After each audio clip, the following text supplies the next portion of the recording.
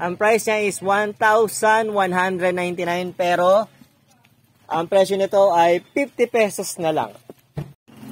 Hi guys, may nakita kaming ukayan dito sa amin.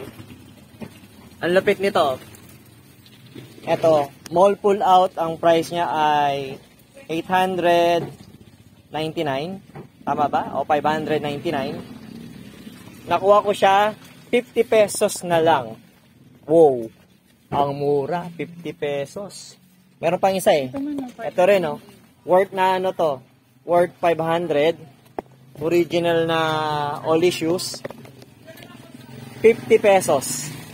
Ito, meron din kami nakuha. Ayan. Ang price nito ay, magkano price? Tingin nga ay.